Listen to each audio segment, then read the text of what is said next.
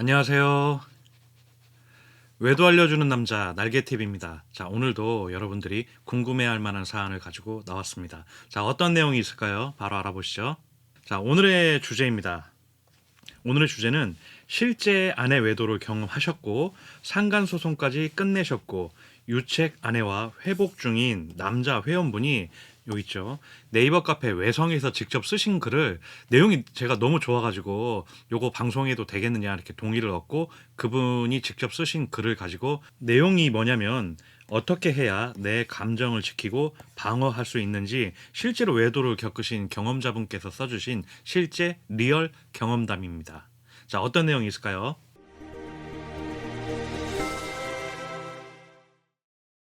자, 제가 이 실제 회원님한테 이거를 좀 방송해도 되겠느냐라고 물어봤던 게 요거였어요.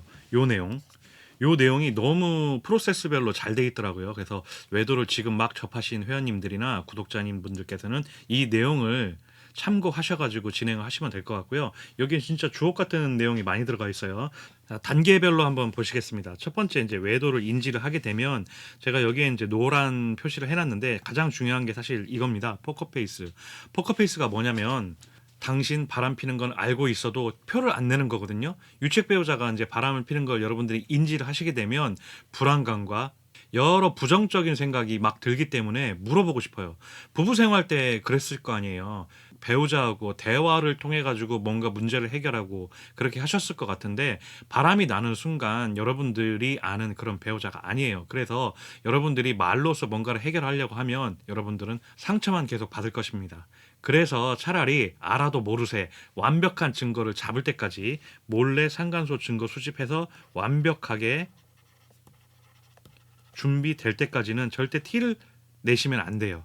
왜냐하면 여러분들이 안다라고 포커페이스를 못 해가지고 드자비를 하거나 바람피는 사실을 자꾸 흘리게 되면 유책 배우자는 더 치밀하게 증거를 숨깁니다.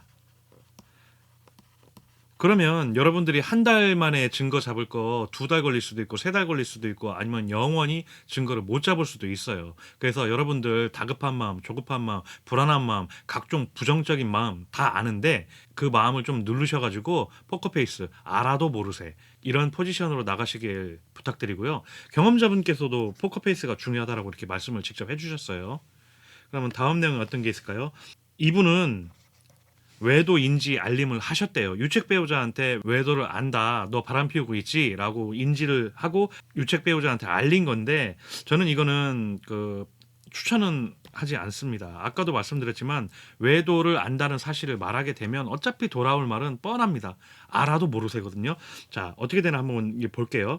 유책 배우자에게 나는 외도로 안다, 인지하고 있다라는 걸 알리게 되면 유책 배우자는 부정합니다.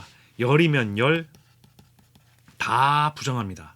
그럼 여러분들 답답할 거 아니에요. 그래서 여러분들이 가지고 있는 단편적인 증거, 완벽한 빼박 증거가 아닌데 어디서 누굴 만나는 걸 봤다 하더라. 아니면 그놈이 누구지? 아니면 그 여자가 누구지? 이런 식으로 여러분들이 아는 단편적인 증거를 흘리잖아요. 그러면 왜도 아는 데까지만 여러분들이 아는 데까지만 인정한다. 그것마저도 그건 뭐 어쩔 수 없었던 거야. 뭐 회사 일 때문에 어쩔 수 없이 만났던 거야. 회사 일 때문에 어쩔 수 없이 카톡했던 거야. 우리 동호회에서는 그런 식으로 다 표현을 해. 다 되게 친하거든. 이런 식으로 말도 안 되는 변명을 하면서 여러분들이 아는 증거에 대해서 물타기를 해버려요. 그러면 어떻게 되는지 아세요? 여러분들은 헷갈리는 거죠. 아, 진짠가? 저 사람 말이 진짠가? 이렇게 막 헷갈리는데 설마 그걸 믿는 건 아니죠? 어떤 유부남, 유부녀가 모르는 여자, 모르는 남자하고 그렇게 애정행각행이 뭐 자기야 아니면 뭐 보고 싶다 언제 만나 이런 얘기를 누가 합니까? 이게 바람이 아니면 뭐가 바람이겠어요. 그러니까 여러분들은 강력하게 바람이라고 생각을 했는데 유책 배우자가 이렇게 아는 부분만 인정하면서 아 그거는 우리는 다 그렇게 해 이런 식으로 물타기를 하니까 여러분들이 헷갈려서 그러는 거예요. 믿지 마세요. 자, 그러면 여러분들이 알고 있는 단편적인 증거 또는 확실한 증거라고 할게요. 그걸 상간자에게 알리면 어떻게 될까요? 부정합니다. 아니라고 합니다. 뭐 모텔은 들어가서도 당신이 생각하는 그런 사이가 아니고 얘기만 하러 들어갔다. 운동 후에 너무 땀이 많이 나서 그냥 씻으러 잠깐 들어간 거다. 뭐 이런 식으로 말도 안 되는 핑계를 대면서 부정합니다. 아니면 이거는 그래도 부정하는 건 그나마 착한 급에 드는 그런 상간자예요. 적반하장으로 나와요. 뭐 그러면서 어떨 건데 뭐 이런 식으로 나오면 여러분 뒷목 잡겠죠. 자, 그러면 이 둘은 또 어떻게 하느냐? 상간자와 유책 배우자는 여러분이 외도를 알고 있다는 사실을 말하는 순간 대책 회의를 합니다. 발등에 불 떨어진 거잖아요. 들킨 거잖아요. 발등에 불 들킨 거기 때문에 어떻게 이 난관을 헤쳐나갈 것인지 계속적인 연락을 유지하면서 대책 모의를 이렇게 합니다. 그러니까 이것도 수순이니까 그냥 그러려니 하시고, 그래서 저는 이 외도인지 알림을 하는 것은 그렇게 추천하지 않는 이유가, 여러분이 외도로 알고 있다는 사실을 이미 알렸기 때문에 만약에 증거가 불충분한 상태에서 이렇게 알리게 되면 더욱 증거 잡기가 힘들어지기 때문에 완벽한 증거를 잡고 소송 전에 하시는 건 몰라도 단편적인 증거를 가지고 이렇게 인지 알림을 하는 것은 저는 추천하지는 않습니다. 그 다음에 세 번째, 상간자 이분은 박사를 하셨네요. 참 이건 축하드립니다. 요거는 좀 운도 좋아야 되고 치밀한 작전도 필요한데, 자, 어떻게 하셨는지 한번 볼게요. 각서를 이미 준비를 하셨고 상간자를 만나셨답니다. 여기에 제가 조금 더 부연 설명을 해드릴게요. 왜냐면 이게 잘못하시면 박살내러 갔다가 여러분들이 박살 나고 오시는 경우가 있기 때문에 굉장히 중요하거든요. 그래서 이 박살에 대해서는 제가 조금 설명을 드리겠습니다. 각서 준비를 이분은 하셨다고 하셨는데, 각서 준비에는 뭐가 있을까요? 여기에 들어가야 되는 내용이 부정행위 증거가 들어가야 되겠죠. 나는 부정행위를 했다. 이분은 남편분이니까 아내하고 언제부터 최근까지겠죠. 최근까지 부정행위를 했다. 이런 진술서처럼 이렇게 들어 있어야 되고요. 그 다음에 유부녀임을 알고도 만났다. 이 두 가지는 꼭 들어가야 돼요. 그러니까 기간, 그 다음에 기혼자 증거, 그 다음에 애정행위 증거, 뭐 모텔에 몇 번 갔다 이런 게 있으면 더 좋겠죠. 몇 번 갔다 이런 것들이 있으면 좋겠지만 보통은 이렇게까지는 힘들고, 이 세 가지 기간, 기혼자 증거, 애정행위 요것만 들어가도 나쁜 각서는 아니에요. 그런데 여기서 이제 중요한 게 뭐냐면, 여러분들은 요걸 가지고 너 각서 쓰는 순간 이 각서 가지고 나는 상간소송 할 거야 라고 하면 역으로 생각해 보세요. 상간자가 써주겠어요? 안 써주겠죠. 자기한테 불리한데 절대로 안 써줍니다. 그래서 어떻게 하셔야 되냐면, 너가 각서를 쓰면 나는 그냥 덮을 것처럼, 덮는다가 아니에요. 덮을 것처럼 그냥 크게 일을 만들지 않고 덮을 것처럼 그런 뉘앙스를 풍기면서 각서를 쓰도록 유도를 하셔야 돼요. 언제? 상간자가 전혀 준비되지 않을 시간과 장소에서. 자, 이게 무슨 얘기냐면, 여러분들이 전화를 친절히 해가지고 상간자야 내일 모레 어디 커피숍에서 몇 시에 만나자라고 하면 상간자가 여러분들이 무슨 짓을 할지 대비를 할까요? 안 할까요? 하겠죠. 그래서 뭐 녹음을 준비한다든지 아니면 이리저리 다 물어본다든지 아니면 변호사를 통해 가지고 이런 경우가 있는데 어떻게 해야 되나요? 라고 물어보고 만반의 준비를 하고 나오겠죠. 그래서 상간자는 준비할 수 있는 시간을 절대로 주면 안 됩니다. 그래서 불시에 상간자가 전혀 준비가 안 된 시간, 아침 시간이라든지 주말에 가족들이 있을 때 막 나오라고 하면 상간자 입장에서는 큰일 났다. 나 가족들이 알게 되면 어떻게 되나 막 이렇게 막 불안함에 막 떨겠죠.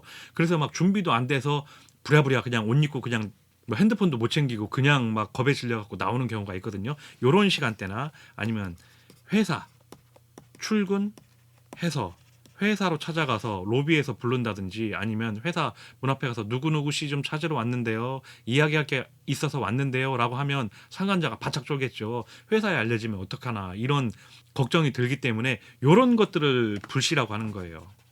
이 불시는 뭐냐면 상간자가 아무 대비를 할 수 없는 시간대에 불시에 찾아가서, 자, 소리봉투 하나 들고 거기에는 증거를 전부 다 말고 일부만 가져가세요. 일부만 넣어서 가져가가지고, 자, 여기 증거 있어. 너네 바람핀 거 다 알고 있었고 나 이걸로 소송할까 굉장히 고민이 돼서 왔거든. 너 어떡할래? 이런 식으로 말을 해가지고 각서를 쓰게 만드는 겁니다. 이게 이제 각서의 기술인 건데 이게 다 이게 100% 정답이라고 할 수 없는 게 상간자가 어떤 사람인지 그다음에 무슨 직업을 가지고 있는지 어떨 때 가장 허술한 시간인지 이런 것들을 다 알아야 되고 개개인마다 케이스가 다 달라가지고 제가 지금 드린 말씀이 100% 매뉴얼이라고 할 수는 없어요. 그래서 원리는 제가 말씀을 드렸죠. 상간자가 전혀 준비되지 않은 시간에 치밀한 각서 계획을 가지고 가서 그 각서를 쓸 수밖에 없는 상황을 만들어라. 이게 정답인 거고 그건 여러분들의 상황이 다 다르기 때문에 여러분들에게 맞게끔 응용을 하시면 됩니다. 자, 이렇게 각서를 들고 상간자를 만났어요. 그럼 배우자는 어떻게 나오는지 아세요?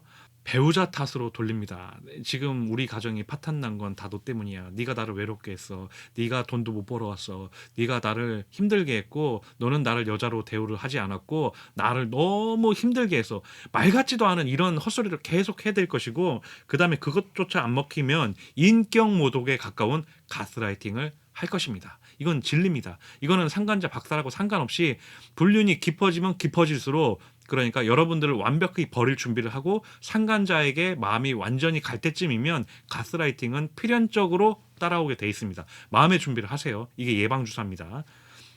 자, 그러면 상간자는 어떻게 하느냐? 각서를 쓰는 상간자는 진짜 이건 복 받은 거예요. 10%도 안 되는 것 같아요. 나머지는 거부하거나 만남 자체를 거부하거나 만남은 했다 하더라도 각서를 거부하는 경우가 90%.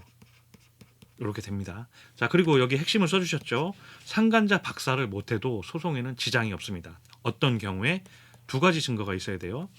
기혼자 증거, 이미 유부녀인 줄 알고도 만난 증거. 두 번째, 구체적인 애정 행각 행위 증거. 모텔, 뭐 키스, 포옹 이런 것들은 좀 다수 여러 장이 있어야겠죠. 모텔, 호텔, 이 숙박 증거는 빼박입니다. 이런 것들로 소송을 하셨다면 지기도 힘든 소송이 상간 소송이니까 걱정 붙들어 매시고요. 박살은 보너스인 거지 이거는 필수가 아니니까 박살보다는 이런 핵심 증거를 잡는데 더 에너지를 쏟으시길 저는 추천드립니다. 자, 이제 이런 증거를 가지고 네 번째 상간 소송을 하셨네요. 상간 소송 접수하시고 상간 소송이 소장이 이제 상간자에게 갈 때쯤이면 유책 배우자는 어떤 태세로 나오느냐?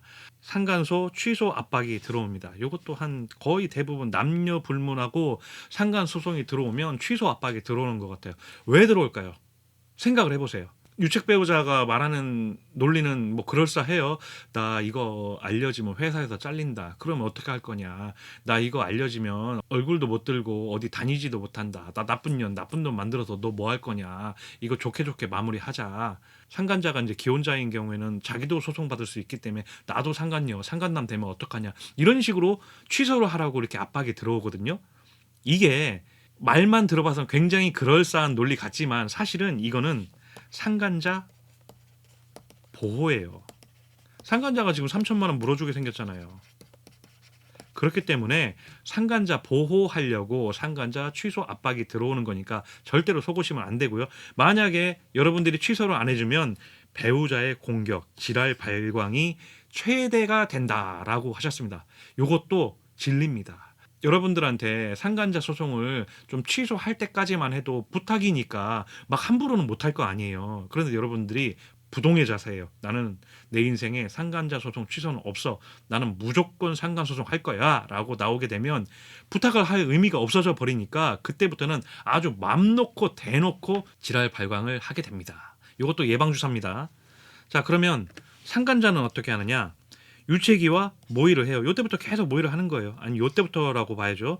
그러니까 외도가 걸린 거를 안 순간부터 상간 소송 받고 끝날 때까지도 아마 모의를 할 겁니다. 이제 변호사를 아마 90% 정도는 계약을 할 겁니다. 자, 여기서 이제 제가 다 하나 말씀을 드릴게요.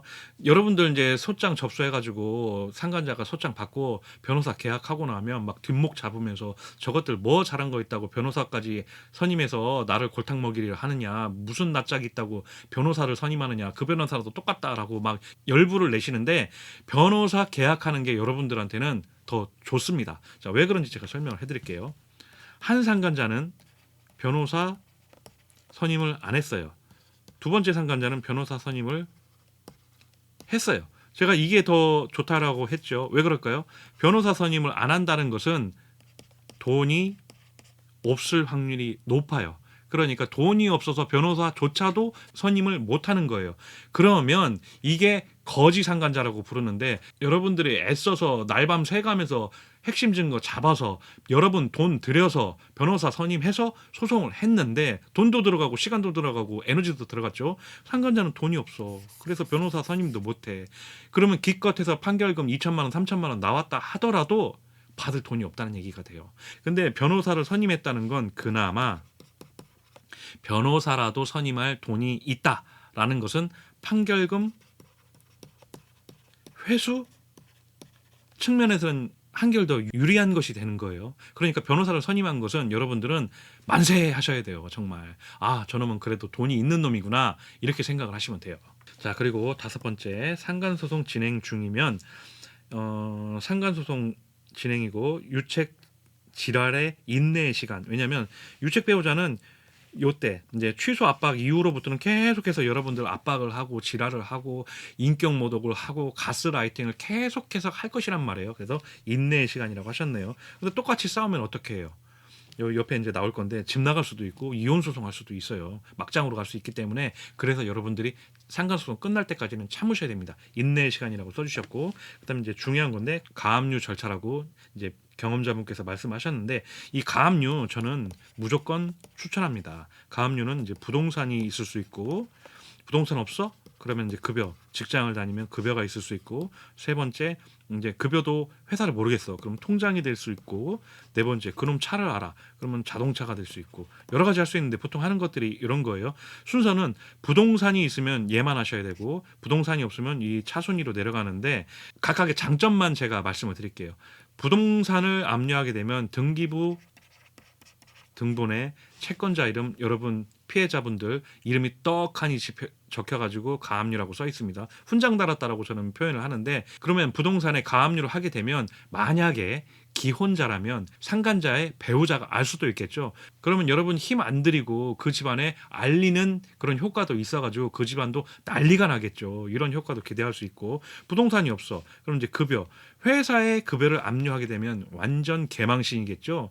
얼굴도 못 들고 다닐 겁니다. 저놈 이상한 놈이다. 소문이 나겠죠. 또 사내불륜 같은 경우에는 이상하게 볼 거예요. 왜냐하면 채권자가 같이 근무하는 직원의 남편이네 또는 아내네, 이렇게 알게 되면 아하, 니네들 이런 것 때문에 그렇구나, 소문날 수 있는 확률이 높아지겠죠. 세 번째는 이제 통장. 회사를 몰라가지고 이제 급여 압류가 어려운 경우 통장을 하면 통장이 묶입니다.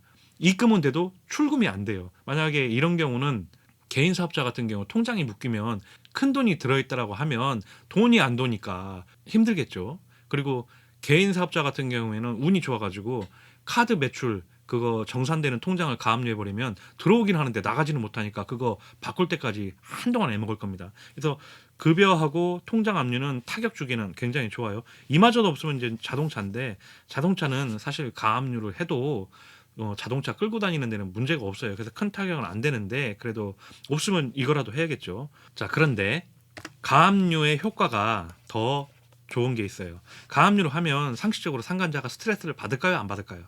스트레스를 당연히 받겠죠. 올라가겠죠. 그럼 이 스트레스를 누구한테 풀 것 같아요? 여러분들한테 스트레스 풀 수 있을까요? 여러분들한테 스트레스 풀었다가는 상간소송 판결금 더 올라갈 수도 있기 때문에, 여러분들한테는 정당한 법 빼고는 스트레스 풀 수 있는 방법이 상간자는 없어요. 그래서 상간자 스트레스는 누구한테 풀 것 같아요? 여러분 배우자, 유책 배우자한테 푼단 말이에요. 너 집에 가서 이거 상간소송 취소시킨 다음에 이거 못해가지고 나 가압류 들어왔잖아. 나 이거 가압류 들어온 거 알면 나 난리나. 만약에 급여 가압류라고 할게요. 이거 회사에서 나 난리 났어. 나 지금 이거 어떻게 할 거야. 나 185만 원 빼고 급여 하나도 안 들어와. 나 이거 이러면 카드 빵꾸야. 나 큰일 났어. 이런 식으로 스트레스를 계속해서 전가를 한단 말이에요. 그러면 둘의 애정 전선에 문제가 생기겠죠. 이렇게 하트라고 그려놓은 겁니다. 생기겠죠. 이걸 바라는 게 가압류예요. 그러니까 상간자의 스트레스를 계속해서 올려주는 거고 그 스트레스로 인해서 서로의 균열을 만드는 것이 가압류의 효과입니다. 대신 단점이 있어요. 상간자가 스트레스를 유책 배우자에게 풀면 그 유책 배우자는 누구한테 풀 것 같아요? 여러분들에게 풉니다. 그래서 인내의 시간이다. 이렇게 써주셨네요. 자, 이렇게 가압류까지 마쳤으면 유책 배우자는 어떻게 나오느냐? 여기 중요한 거 제가 2개 해놨습니다. 가출 또는 회피 또는 이혼 소송 등을 해올 수 있습니다.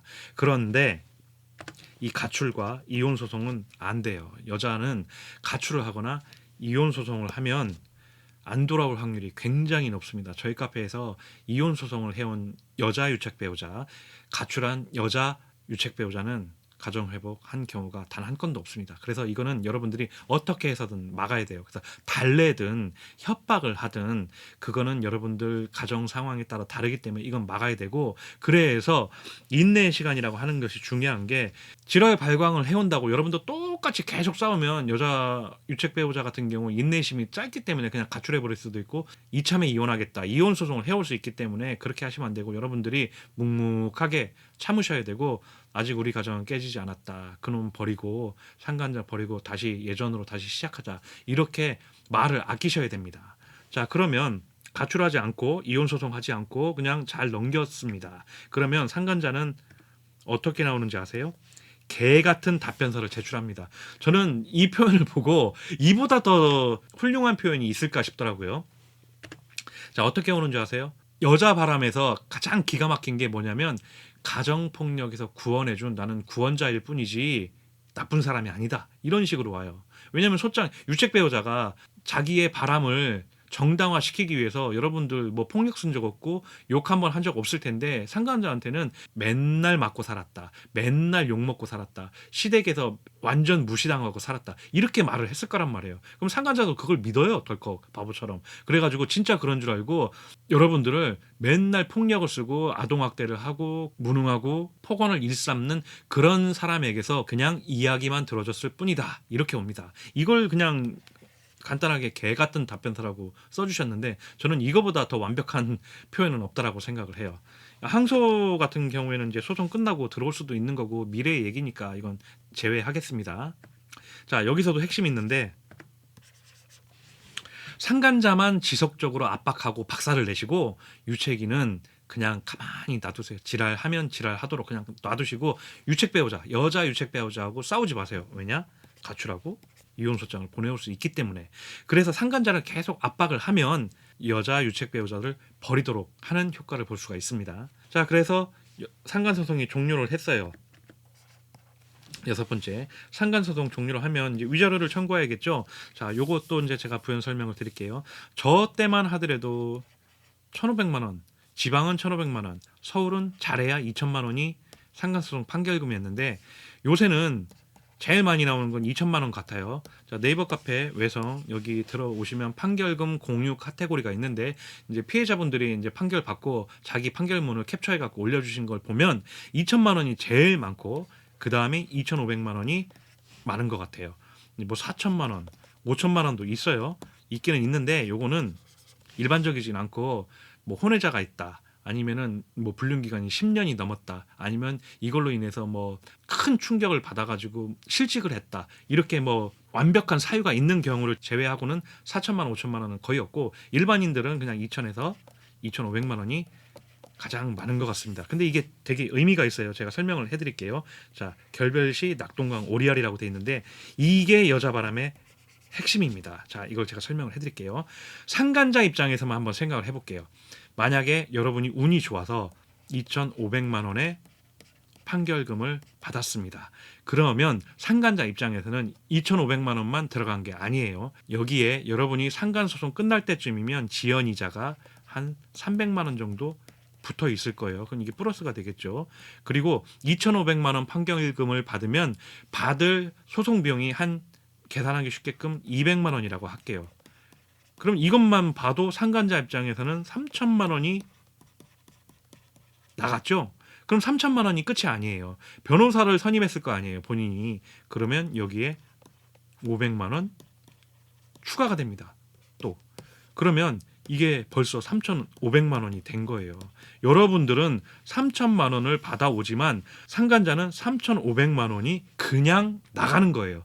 그럼 상간자가 남자 상간자는 계산을 한단 말이에요. 상간자가 생각을 해보겠죠. 상간소송이라는 건 혼인 관계가 유지되는 한 2번, 3번 할 수도 있는 건데 상간자 입장에서 여러분의 유책 배우자가 3,500만 원을 주고 만날 값어치가 있는지 생각을 해보겠죠.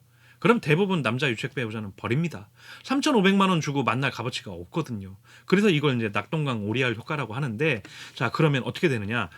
유책 배우자는 요때부터 계속해서 요 위에서부터겠죠. 계속해서 여러분들을 개지랄을 해오고 가스라이팅을 하고 인격 모독을 해왔는데 덜컥 판결 받고 나니까 겁이 나는 거예요. 이러다가 집에도 못 들어가고 나 버림받는 거 아닌가. 또 상간자하고 핑크빛 미래를 꿈꿨는데 돈 때문에 나를 좀 멀리하는 것 같아.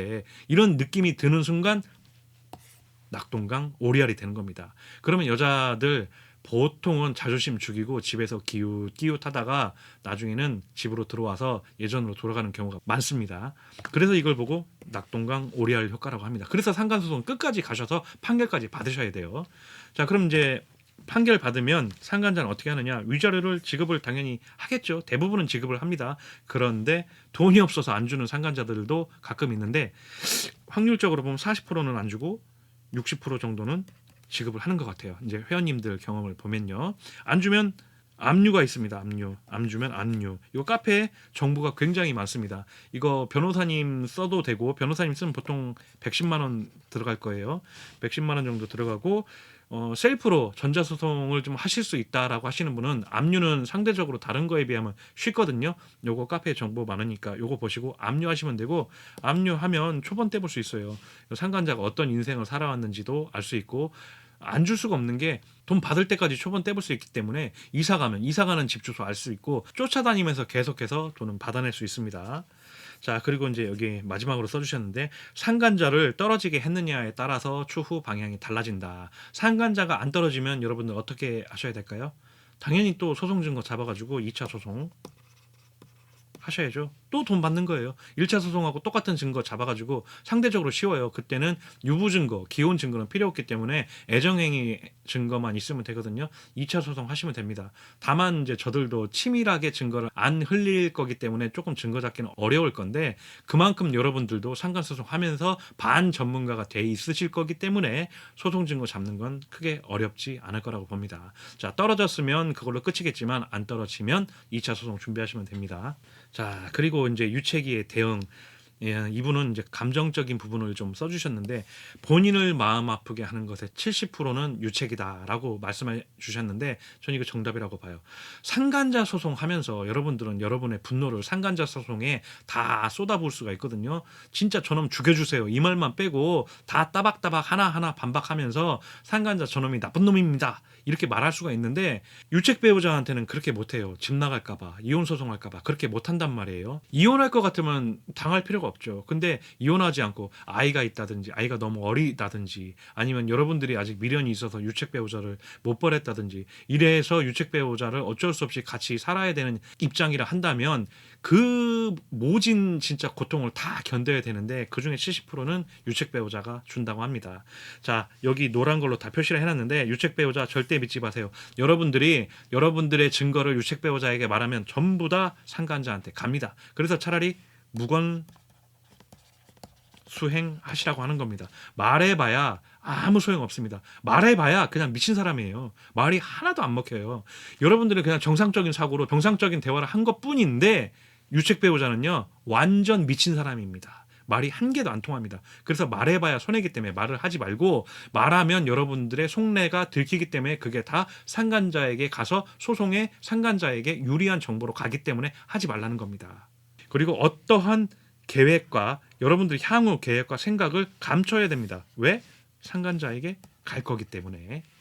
유책위가 떠보더라도 이리저리 말을 돌려버리세요. 그냥 물타기 하세요. 회피하시고. 이게 정답이라고 경험자는 말씀하고 계십니다. 저도 이건 정답이라고 생각을 해요. 자, 두 번째는 유책 배우자의 질환 발광이 좋은 것은 질환 발광을 하면 할수록 그 둘 사이에 균열이 가고 있다라는 거예요. 아까 말씀드렸죠.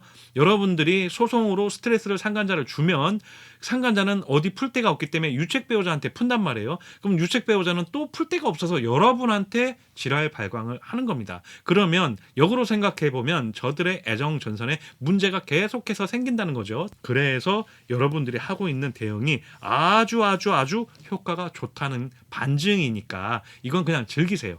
여기 써주셨네요. 나의 조치로 두 연놈의 균열이 잘 가고 있구나 하시면 됩니다. 오히려 반응이 없으면 안 좋은 거예요. 왜 그러냐면 여러분들이 하는 공격이 하나도 안 먹히면 타격이 1도 없겠죠. 그러면 상대방들은 이렇게 생각해요. 애쓴다 너도. 그래봤자 너가 우리 둘 사이 못 막아. 이런 식으로 생각하기 때문에 질환 발광을 할 이유가 없어진단 말이에요. 그래서 질환 발광을 하는 게 좋고 반응이 없는 게 오히려 더 안 좋다라고 경험자분께서 말씀하십니다. 유체기와 싸우면 이길 수가 없습니다. 싸움과 관심을 의도적으로 줄이세요. 이것도 핵심이에요. 자, 이것도 별표. 싸우면 못 이겨요. 아까도 말씀드렸지만 미친 사람이라서 말로서는 절대로 이길 수가 없습니다. 그래서 무건수행 하시라는 겁니다. 유체기는 상대하지 말고 지랄하는지만 체크를 해라. 지랄은 뭐다? 균열. 이렇게 생각하시면 됩니다. 자, 오늘의 방송 내용을 좀 정리를 해보자면 그냥 이대로 하세요. 경험자가 쓴 말이 그냥 핵심이고 바이블입니다. 그리고 이 글은 제가 봤을 때는 아내 바람의 바이블이에요. 아내 바람의 핵심은 낙동강 오리알. 아무리 힘들고 지치고 외롭더라도 상간소송 증거 꼭 잡아가지고 상간소송 완주를 하셔야 되는 겁니다. 자, 오늘의 방송은 실제로 피해자 남편분께서 쓰신 글을 가지고 준비해봤는데요. 진짜 유익한 방송이었던 것 같고요. 앞으로도 여러분의 궁금증을 해결하는 방송이 되겠습니다. 네이버 카페 외성은 오로지 피해자 편입니다. 오늘의 방송이 좋으셨다면 구독, 좋아요, 알림 설정 부탁드리겠습니다. 다음 시간에 또 만나요.